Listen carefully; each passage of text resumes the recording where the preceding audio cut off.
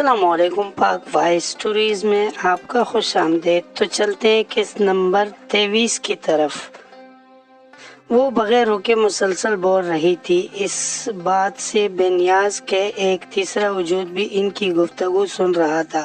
فرض کرو رشی، اگر کسی دن عبد کو پتہ چل جائے کہ تم اس کے قریب اس لیے آئی تھی کہ تاکہ بدلے کے طور پر عبد کو اس کے بھائی اور فیملی سے دور کر دو، یا پھر وہ جان جائے کہ تم اس سے فون پر اس لیے ستاتی رہتی تھی تاکہ ایک دن خود بخود وہ تمہاری طرف متوجہ ہو جائے، وہ تم سے محبت کرنے پر مجبور ہو جائے، یہاں تک کہ ایک دن اگر تم کہو کہ عبد اپنے گھر والوں کو چھوڑ دو اور وہ تمہارے کہنے پر انہیں چھوڑ بھی دے۔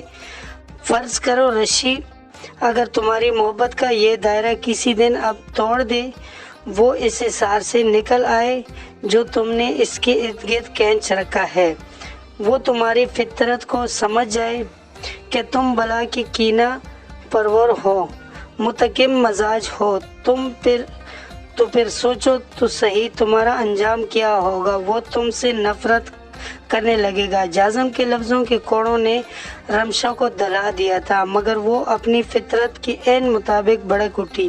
میں کیوں ایسا فرض کروں؟ تمہارے منہ میں کیڑے پڑے، اب کیوں مجھ سے نفرت کرے گا؟ اگر اس نے ایسا کیا تو میں خود کو ختم کر لوں گی۔ یہ شدت پسندی تمہیں نقصان پہنچائے گی رشی۔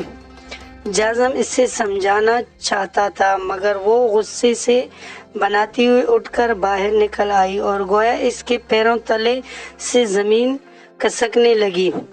اس نے اپنے سینے پر ہاتھ رکھا اور پھر ٹھنڈے فرش پر بیٹھتی چلی گئی۔ حلق سے گٹی گٹی چیخیں برآمد ہونے لگی تھی۔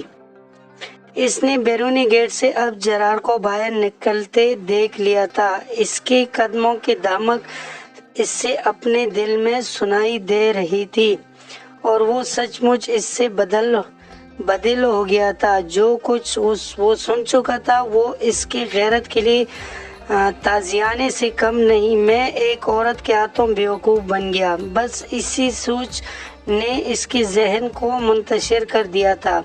رشی نے مجھے دھوکہ دیا، مجھے استعمال کیا، مجھے میرے باپ جیسے شفیق بھائی سے بدظن کیا، مجھے میری ماں کا نافرمان بنایا، مجھے میرے اپنوں سے جدا کر دیا۔ ایک عورت کی جھوٹی محبت نے فلائٹ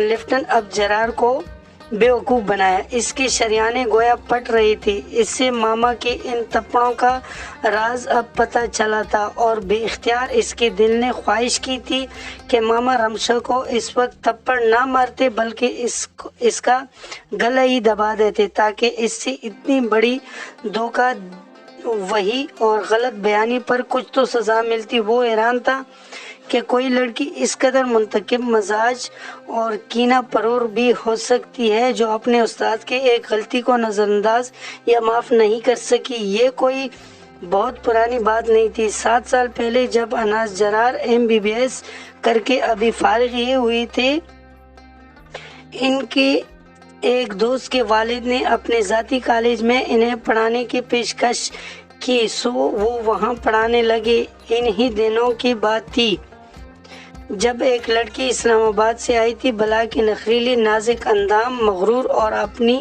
میں کو بلند رکھنے والی۔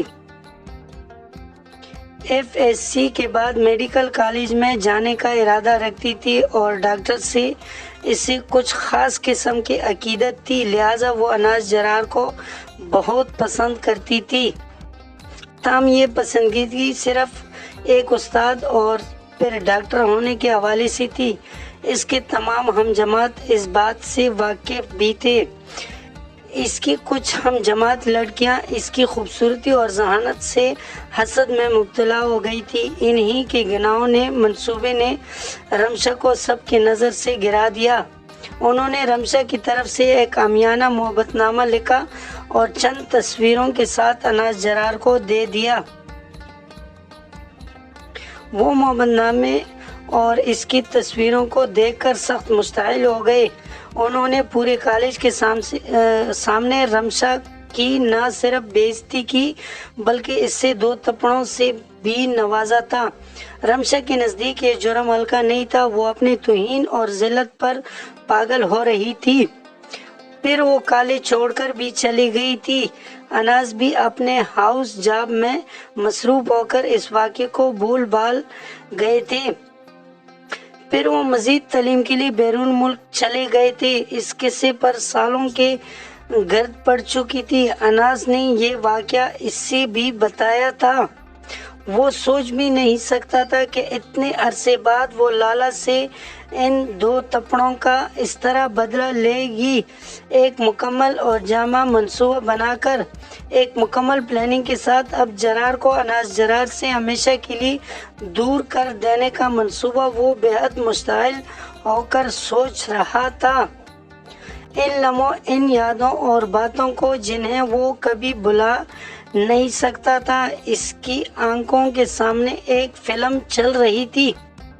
رمشا کا اس تک پہنچنا، وہ فون کال کے سلسلے، وہ محبت بھرے نامے، وہ اس کے پیار میں خود کو مٹا ڈالنے کی باتیں، اور وہ پاگل پن کی حدود کی چھوتی محبت جس پر وہ دل سے ایمان لے آیا تھا، تو کیا وہ ایک فریب کو محبت سمجھ بیٹھا تھا؟